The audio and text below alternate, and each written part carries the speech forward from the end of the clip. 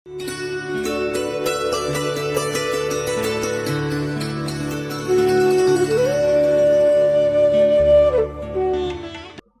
आपको थोड़ी सी परमात्मा की वाणी सुनाते हैं।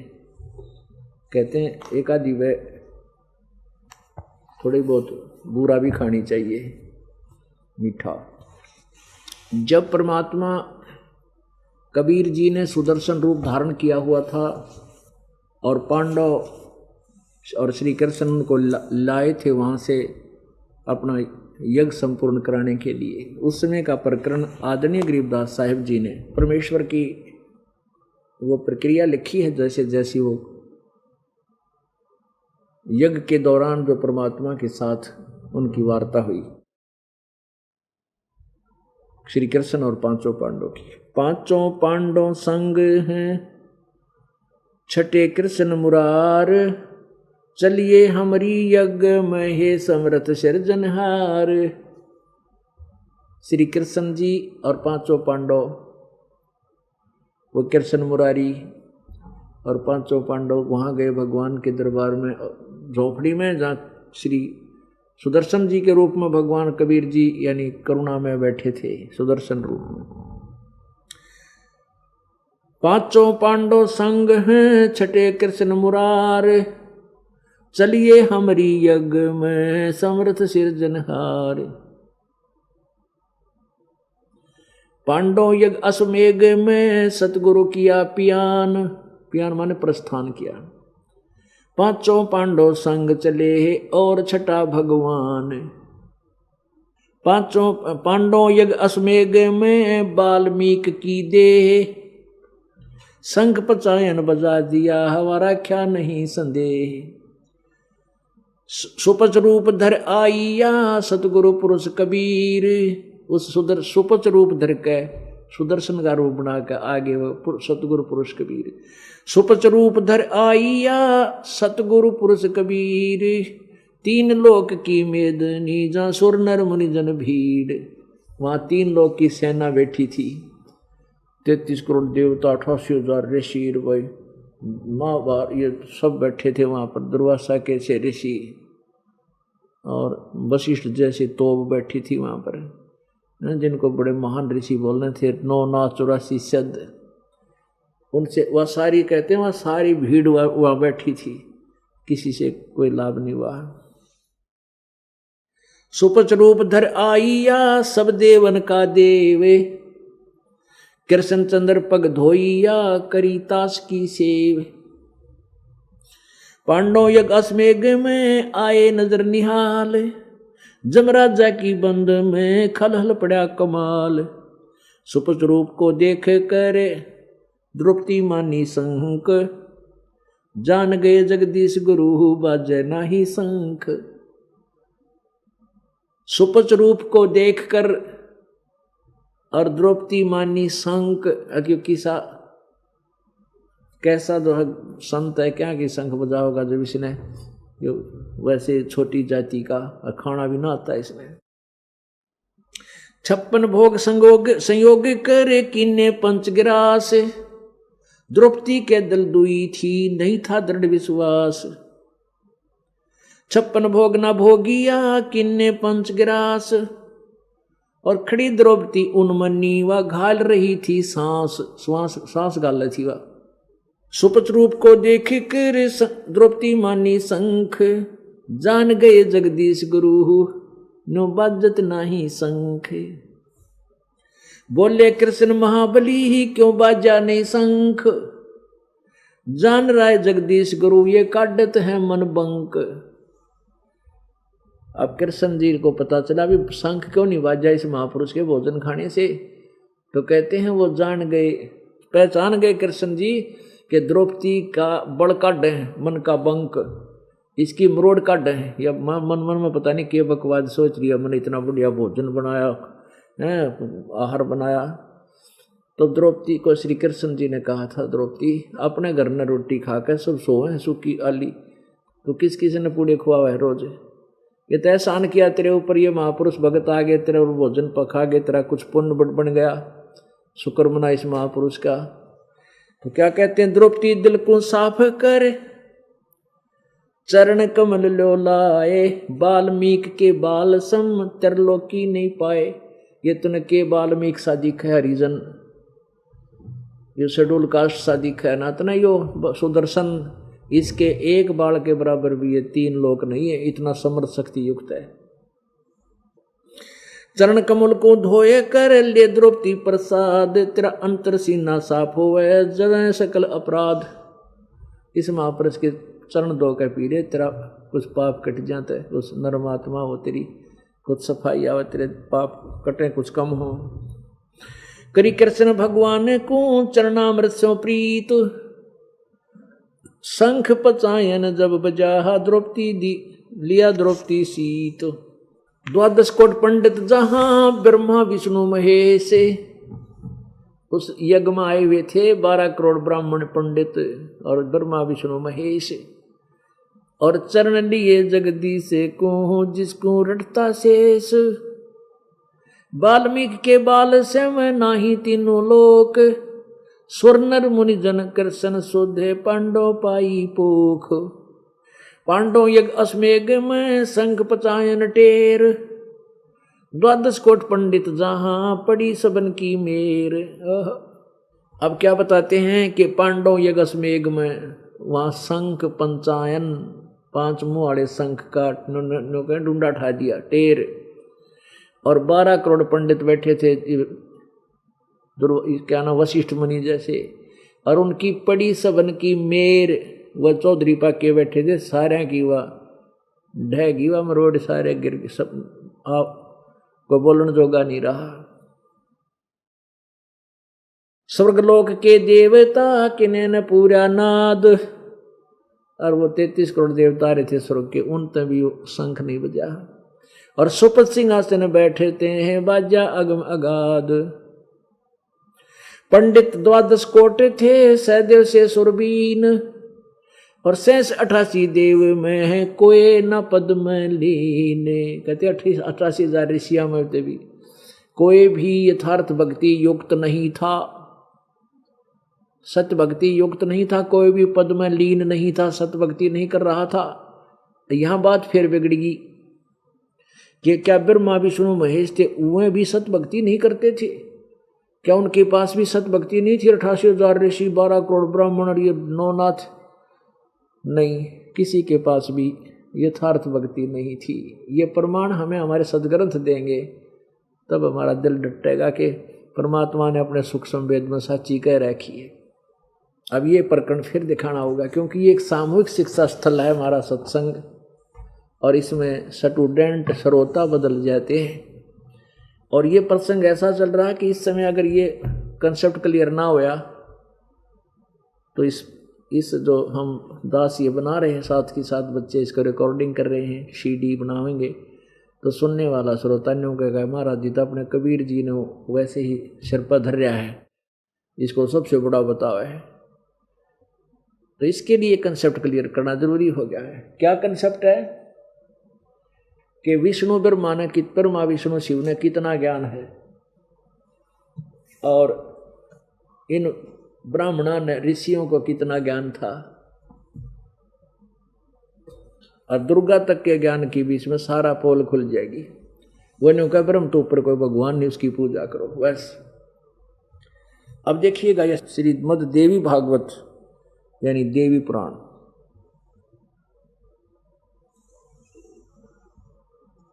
गीता प्रेस गोरखपुर से प्रकाशित है।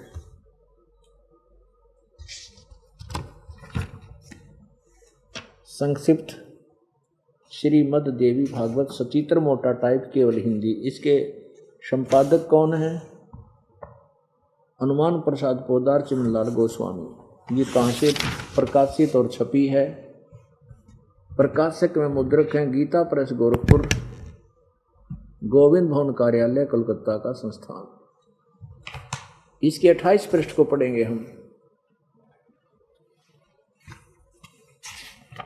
पुण्यात्माओं, जितनी बार भी खाना, जब भी समय रोटी का खाने का समय होता है और रुचिकर खाना लगता है तो समझो आप स्वस्थ हैं। और यदि आपको ये लगता है कि तो रोटी पर खाने में रुचि नहीं बनती, शाम को सुबह खाई थी, तो आप ऐसवस्थ हो गए। इसी प्रकार जितनी बार भी भगवान की महिमा ज्ञान सुने और सुनाओ, ये समय बार बार थोड़ा ही मिलता है, तो आपकी उतनी ही रुचि रहती है तो आप स्वस्थ हैं। क्योंकि भगवान की चर्चा हमने सपना में भी ना थी। हमने देखा अपने हमारे घर के सुत्या उठते नुकार दे, जा खेत में, आज छुट्टी है इतवार की, जब रोटा ला काट के पशुओं का चारा ला और फिर वहाँ ले का पढ़ ले बैठ के भी, दूसरी बात नहीं थी। सारा दिन ये काम पर ले खपले। अब दया हुई परमात्मा की, ये अमृत वर्षा। मान ले किसी की रुचि थी, सत्संग सुना जाता था, सारे निरा जो है ना अज्ञान सुन कर आया करते थे, वह रुचि नहीं बनती थी। तो ये तो दया करी दाता ने कि सदा थोड़े हुआ करें ये मेले जो अब ला रखे मान ले कबीर भगवान ने। अब देखिएगा प्रथम पहला स्कंद और श्री संक्षिप्त देवी भागवत पृष्ठ नंबर 28 पे। अब नारद जी बतावे हैं, सूत जी कहते हैं, व्यास जी के पूछने पर महामना नारद जी अत्यंत प्रेम पूर्वक उनसे कहने लगे। व्यास जी को बतावे हैं नारद जी। नारद जी ने कहा, महाभाग व्यास जी, तुम इस विषय में जो पूछ रहे हो यही प्रश्न मेरे पिताजी ने भगवान श्री हरि से किया था। देवादिदेव भगवान जगत के स्वामी हैं, लक्ष्मी जी उनकी सेवा में उपस्थित रहती है, दिव्य कौस्तुभ मणि उनकी शोभा बढ़ाती है, वे शंख चक्र गदा पद्म धारण किए रहते हैं, वे चराचर जगत के आश्रय दाता हैं, जगत गुरु हैं, देवताओं के भी देवता हैं। कौन? विष्णु जी के बारे में कह रहा है, नारद के ब्रह्मा जी बतावे थे। ऐसे जगत प्रभु भगवान श्री हरि महान तप कर रहे थे, विष्णु तप कर रहा था, उनकी समाधि लगी थी। वे यह देखकर मेरे पिता ब्रह्मा जी को बड़ा आश्चर्य हुआ, अतः उन्होंने उनसे जानने की इच्छा प्रकट की। ब्रह्मा जी ने पूछा, प्रभु आप देवताओं के अध्यक्ष, जगत के स्वामी, भूत भविष्य एवं वर्तमान सभी जीवों के एकमात्र शासक हैं,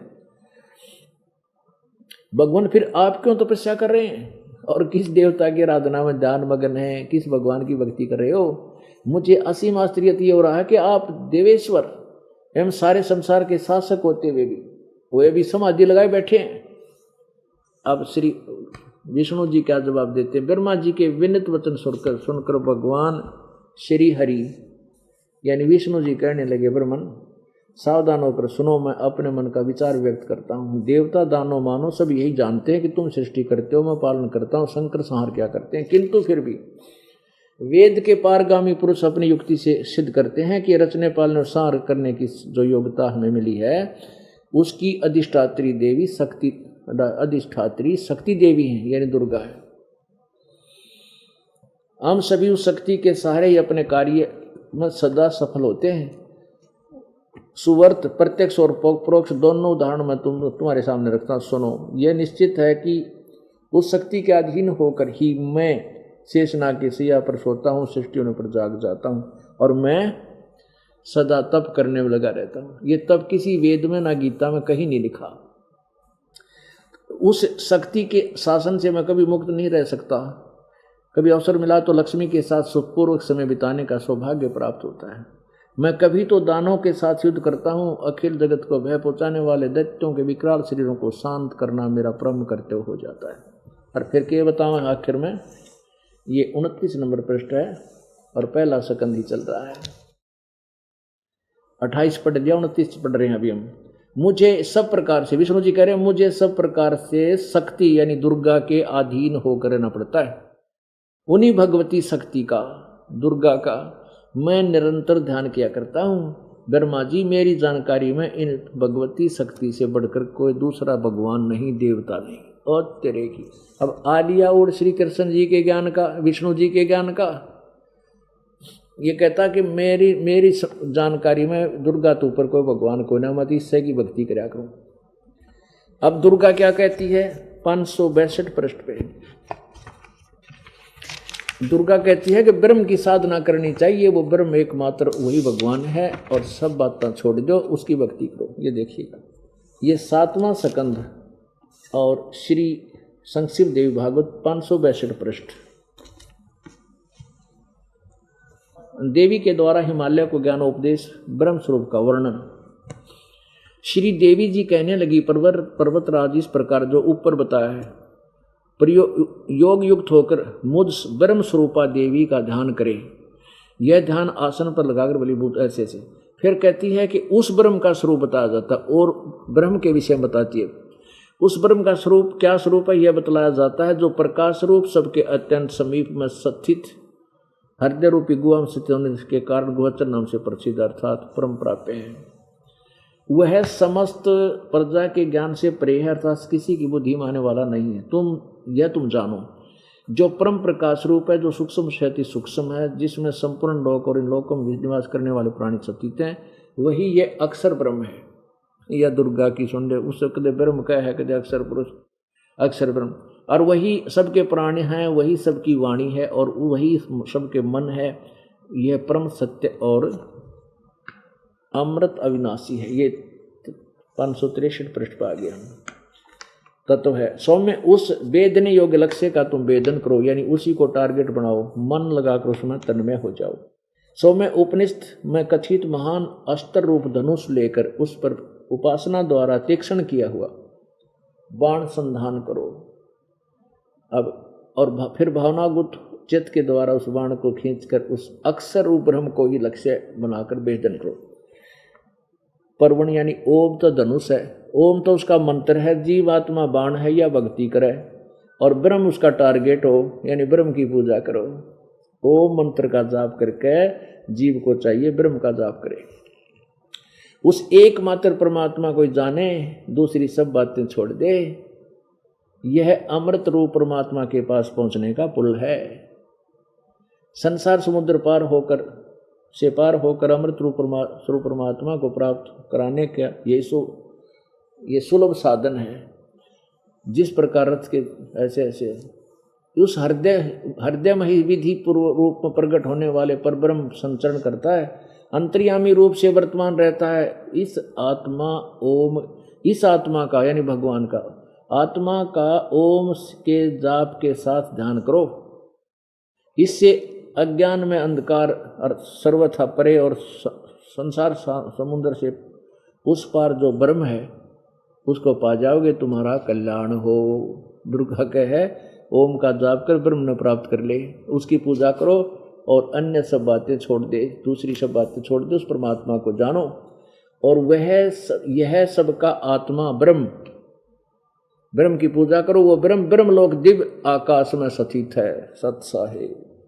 आगे लास्ट में इसी का 563 में और देखो एक लाइन रहेगी नीचे, आकाश में वह ब्रह्म लोक में स्थित है। और नीचे लिखा है यह संपूर्ण विश्व सर्वश्रेष्ठ ब्रह्म ही है, यानी सबसे श्रेष्ठ ये ब्रह्म है और सारा कुछ ये ब्रह्म, यानी आखिर में घुमा फिरा कर ब्रह्म पहला छोड़ा कि ब्रह्म की पूजा करो, दूसरी सब बातें छोड़ दो। अब और देखो, अब फिर कहते हैं सतयुग में ब्राह्मण वेद के पारगामी बड़े पूर्ण विद्वान होते थे, दुर्गा की पूजा करते थे। इस ये 5 मिनट की जो है ना, इस लालटेन के चांदने में सारा कंसेप्ट क्लियर हो जाएगा कि कितना तो दुर्गा ज्ञान था और कितना इन ब्राह्मण ऋषियों को ज्ञान था और कितना ब्रह्मा विष्णु महेश को ज्ञान था, वह के साधना करते थे। यही दुर्गा पुराण, देवी पुराण, इसके 414 पृष्ठ पे यानी 6ठे स्कंद में, ये देखिएगा 6ठा स्कंद श्री संक्षिप्त देवी भागवत 414 पृष्ठ पे जन्मेजय ने पूछा, महाभाग किस युग में कैसा धर्म का स्वरूप है, इस संपूर्ण विषय को विशेष रूप से बताने की कृपा कीजिए। व्यास जी बोले, राजन यह निश्चय है कि सतयुग में ब्राह्मण वेद के पूर्ण विद्वान थे। अब सतयुग के ब्राह्मणों की यह स्थिति है, त्रेता द्वापर कलयुग में तो और लास्ट की बात है। उनके द्वारा निरंतर भगवती जगदम्बा यानी दुर्गा की आराधना होती थी। भगवती का दर्शन करने के लिए उनका मन सदा ललायित रहता था। और 562-63 पर आपने देख लिया। अब क्या कहते हैं, ब्राह्मण वेद के, सतयुग के ब्राह्मण वेद के पूरे विद्वान होते थे और वो दुर्गा की पूजा करते थे। अरे थरा के जय भैया। और दुर्गा कहती है तो ब्रह्म है पूजन जोगा, उसको पूजो और सब छोड़ दो। अरे वाह। निरंजन धन तेरा दरबार, निरंजन धन तेरा दरबार, जहां पर तनिक न न्याय विचार। भाई वैसा उड है मुल मुल खासा, गल मोतियों के आर वैसा ओढ़े मुल मुल खासा गल मोतियों के आर पतिव्रता को मिले न खाद्य सूखा निरस आहार निरंजन धन तेरा दरबार निरंजन धन तेरा दरबार जहां पर तनिक न न्याय विचार पाखंडियां की पूजा जग में संत को कहें लबार पाखंडी की पूजा जग में संत को कहें लबार अज्ञानी को परम विवेकी ज्ञानी को मूड गंवार निरंजन धन तेरा दरबार निरंजन धन तेरा दरबार कहे कबीर सुनो भाई साधो या सब उल्टा व्यवहार कहे कबीर सुनो भाई साधो सब उल्टा व्यवहार और सच्चों को तो ये झूठा बतावे इन झूठों का एतबार निरंजन धन तेरा दरबार निरंजन धन तेरा दरबार जहां पर तनिक न न्याय विचार कहे कबीर सुनो भाई साधो या सब उल्टा व्यवहार कहे कबीर सुनो भाई साधो या सब उल्टा व्यवहार सच्चों को तो झूठा बतावें इन झूठों का एतबार निरंजन धन तेरा दरबार निरंजन धन तेरा दरबार। परमात्मा कबीर भगवान आज से 600 वर्ष पहले 120 वर्ष बता कर गई हैं बातें जो दास आपको प्रमाण कर रहा है वेदों और गीता में और पुराणों में। परमात्मा क्या करते भाई इन तुम्हारे गुरुआ ने क्या है का बेरा कोई ना और ब्रह्मा विष्णु महेश तक भी ज्ञान नहीं है इनको मेरे साथ दो भाई मैंने सब जग भूला पाया इसी बोल में ब्रह्मा बोला इसी बोल में विष्णु इसी बोल में शंकर बोला इसी बोल में ये सारे मत्सुंदर जैसे बोले किसी को भी ज्ञान नहीं है। तो तब वो महर्षि मंडलेश्वर कहा करते ये क्या जाने अज्ञानी कबीर इसको संस्कृत आती है ये क्या जाने वेदों और गीता पुराणों के बारे में झूठा है झूठ बोल रहा है। जब भगवान क्या करता रहे निरंजन इतने नाश कर रखे निकम्मे इस काल को ब्रह्म को बोलते थे निरंजन धन तेरा दरबार तने के जुल्म कर रखा सबको उल्टी पट्टी पढ़ा के सारे उल्टे पैड़े करवा रखे यात ने निरंजन धन तेरा दरबार जहाँ तनिक नहीं न्याय विचार सारे उल्टे काम जो बूढ़े काम करे लड़की बात तो मौज मारे और जो पति भरता बेचारी करके खाओ उसने समय पर टूक भी को ना। अरे इन पाखंडिया ने महर्षि हो क्या बात कही हो तो नू था और फलाना था हैं और मन नो के मूर्ख है के जाना अज्ञानी इन अज्ञानी अंत परम विवेकी ज्ञानी को मूड गंवार निरंजन धन तेरा दरबार।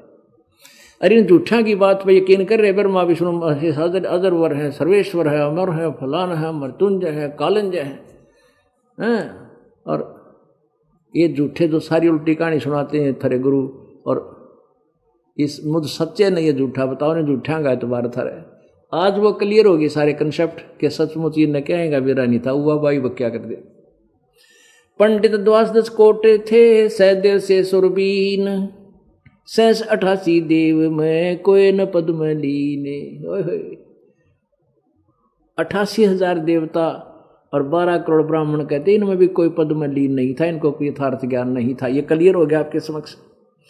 87 ऋषि जहां देवा 33 कोट शंख न बाजाता से वो रहे चरण में लोट।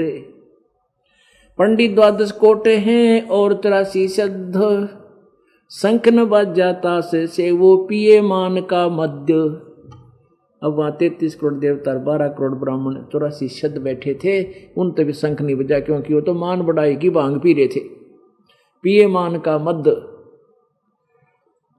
बाजा स्वर्ग शंख स्वर्ग सोन्या 14 भवन उचार 3300 तत् न लहा किन्हें न पाया पार। बाजा शंख सुभान गति कणकण भई आवाज, स्वर्गलोक बानी सोनी ही त्रिलोकी में गाज। 88 देव कोट 33 रे। ओह कितने प्यारे ढंग से वाणी बोली है। 88 देव कोट 33 रे, ब्रह्मा विष्णु महेश सुधा जगदीश रे। इंद्र वरुण कुबेर जहां धर्म राय है, अंत कोट सुर संत जग यज्ञ उपाय है।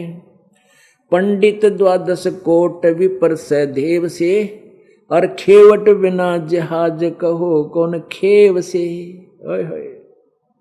जहां पुंडरीक पाराशर नारद व्यास रे, गोरख दत्त दिगंबर और दुर्वास रे। जहां मारकंड पिपलादिक रूमी ऋषि रे, कपिल मुनि जगमाह न बाजा शंख रे। 9 योगेश्वर निर्भय कागभूषण रे, जहां 52 गादी जनक भक्ति प्रचंड रे। जहां सुखदेव धरु प्रहलाद भक्त के खंबरे, जग रची जगदीश किया आरंभ रे। जग रची श्री कृष्ण किया आरंभ रे। बजा सुपच का शंख स्वर्ग में धुन सुनी, गण गंधर्व गलतान सकल ज्ञानी मुनि। वाल्मीक के शंख किए सुर मातरे, द्रौपद सुता के दिल में आई भ्रांत रे।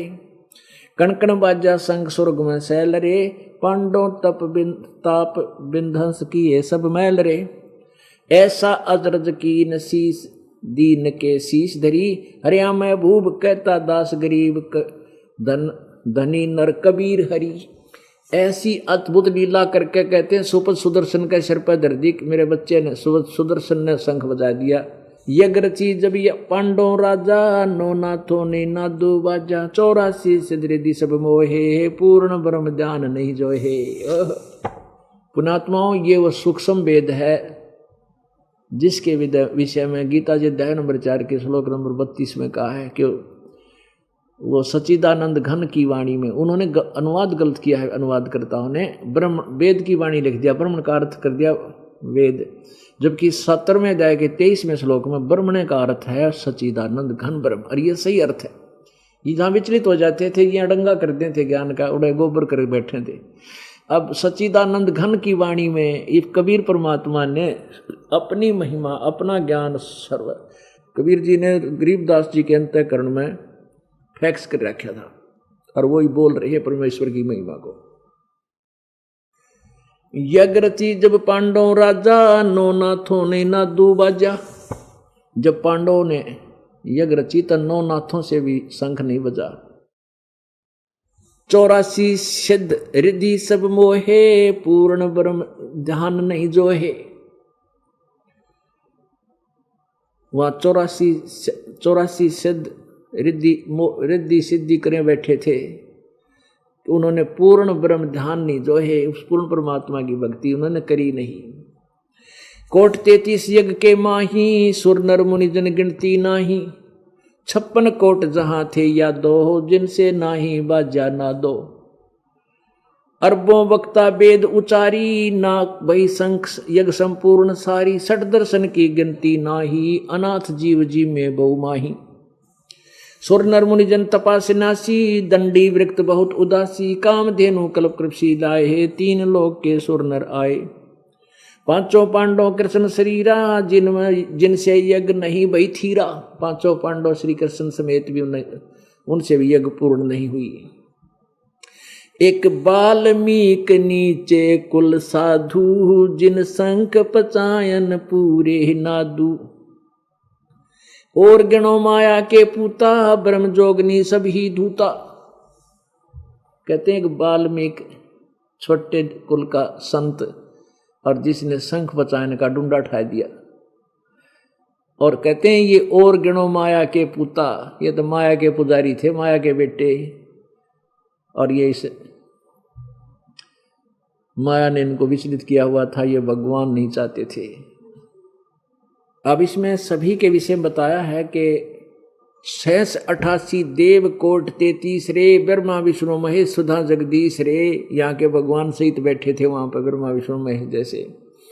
और इंद्र कुबेर वरुण जहां धर्मराय है, अंत कोट सुर संत जो यज्ञ उपाई है। पंडित द्वादश कोट विप्र सहदेव से, और खेवट बिना जहाज कहो कौन खेव से। अब पुण्यात्माओं परमात्मा कहते हैं बिन दुल्ह बरात कहो किस काम की, और ठोर ठोर अटक नावरिया चाम की। अब दुल्ला ना हो, दुल्ला ना हो और बरात का टोल जा बैठा किसी का बार ना आ गया, कोई पानी भी ना पियाओ ना, यह खास बात समझ लियो। कोई पानी भी ना पूछा, इतने मलंग आ गया, क्या करना है भाई तुम्हें। सबसे पहले इन्होंने पूछा ना, उस दुल्ले का मुंह देख लिया कि अच्छी है पीछे आ गया कि नहीं। जब बरात ने 5-6 पानी पात की पूछा करे। तो यहां कहते हैं बिन दुल्हा बरात कहो किस काम की। और वहीं यहां पर कह रहे हैं अब्दुल्ला तो परमात्मा पूर्ण ब्रह्म थे, और बाकी तो बरात थी, उन्हें कौन पूछा, सारी फेल थी। पंडित द्वादश कोट विपर सहदेव से, और खेवट पना जहाज कहो कौन खेव से। जहाज में बैठ के, ड्राइवर है नहीं, सीप में समुद्री जहाज में बैठ गया, चला चालक है कोई नहीं, तो बैठे रहो उसमें, कभी नून जा रही है कभी नून जा रही हो, आखिर में डूब का मरे सारे। तो कहते हैं परम संत बिना इस राम नाम की जहाज ने कोई खे नहीं सकता, खेवट या नहीं है उसके बिना। तो इसलिए तत्वदर्शी संत की शरण ग्रहण करो। वो परमात्मा ने ये दास आपके समक्ष उपस्थित कर रखा है। बोलो सतगुरुदेव।